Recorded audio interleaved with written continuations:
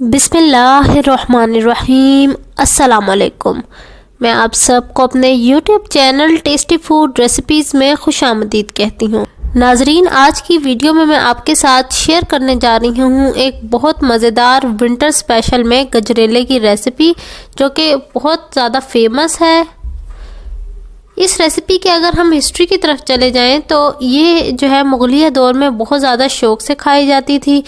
उस टाइम पर इसको गजरेला नहीं कहते थे, उस टाइम पर इसको गाजर का हलवा कहा जाता था।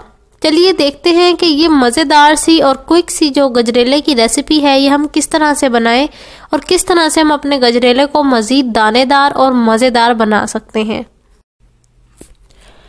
गजरेले की रेसिपी को रेडी करने के लिए मैंने सबसे पहले ये देखिए एक खुला बर्तन ले लिया है। किसी भी खुले बर्तन का आप इस्तेमाल कर सकते हैं। चूल्हे की फ्लेम को मैंने मीडियम टू हाई ऑन कर लिया है। अब मैं इसके अंदर ऐड करने जा रही हूँ 1 लीटर मिल्क यानी दूध। ये दूध अभी कच्चा है, बॉयल नहीं किया मैंने। साथ ही मैं इसके अंदर ऐड कर दूंगी भीगे हुए चावल, जो कि मैंने भिगो कर रखे हुए थे 1 घंटे के लिए। 1 घंटे तक मैंने इनको इसलिए से भिगो दिया था ताकि ये अच्छे से नरम हो जाए, थोड़े से सॉफ्ट हो जाए। ये हम ऐड करेंगे इसके अंदर। और ये जो चावल हैं ये मैंने हाफ गिलास लिया है। जो गिलास है उसको आधा गिलास इस्तेमाल किया है और उनको भिगो दिया था। ये डालने के बाद मैं सबसे पहले इसके अंदर 2 इलायचियाँ शामिल करूँगी। और इलायची शामिल करने के बाद जब मैं ये देखूँगी कि हमारा दूध को बॉयल आ चुका है तो इसको अच्छे से मिक्स करने के बाद मैं आंच को कर दूँगी मीडियम टू लो और इसको कुक हो लेने दूंगी अनटिल कि हमारे जो चावल हैं वो अच्छे से कुक हो जाएं, वो अच्छे से बॉयल हो जाएं। देखिए आधा घंटे के बाद जितना भी दूध था वो सारा खुश्क हो चुका है और हमारे जो चावल हैं वो भी अच्छे तरीके से बॉयल हो चुके हैं। ये देखिए, इनकी वजह से ये भी एक रीज़न है कि हमारा गजरेला जो है वो ज़्यादा मज़ेदार बनेगा। अब साथ ही हमने ऐड कर देना है इसके अंदर गाजर मैंने ली है 1 किलो अच्छे से गाजर लेकर उसको अच्छे से मैंने क्रश कर लिया।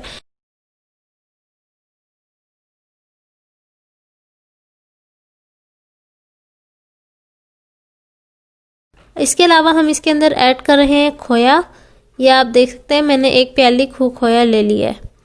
ये हम इसके अंदर ऐड कर देंगे। इससे जो है हमारा हलवा इससे हमारा जो गजरेला है वो बहुत मज़ेदार और दानेदार बनेगा। ये ऐड करेंगे इसके अंदर तोड़कर।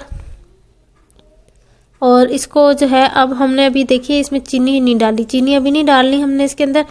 मैं अब इसको जो है आधा घंटे तक ढक कर लो आंच पर कुक होने के लिए छोड़ दूंगी।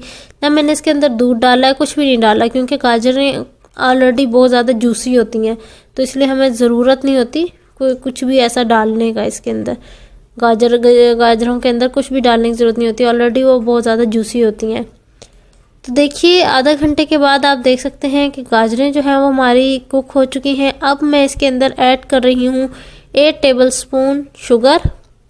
आप चाहें तो चीनी ज़्यादा डाल दें, क्योंकि बाज़ लोग चीनी मीठा ज़्यादा पसंद करते हैं और कुछ लोग मीठा कम पसंद करते हैं। ये ऐड करने के बाद आपने इसको मज़ीद कुक कर लेना है जब तक हमारी गाजरें अच्छे तरीके से सॉफ्ट नरम नहीं हो जाती। बिल्कुल गल जाए ना जब गाजरें, तब आप समझ लीजिए कि आपका जो गजरेला है वो रेडी हो गया। ये देखिए, आपने देखा कि किस तरह से मैंने क्विकली जो है गाजर का हलवा रेडी किया है।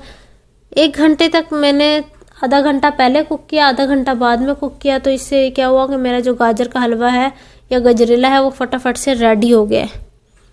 आप चाहें तो इस गजरेले के अंदर मेवे भी डाल सकते हैं, लेकिन मैंने नहीं डाले, आपकी मर्ज़ी, आप डाल सकते हैं।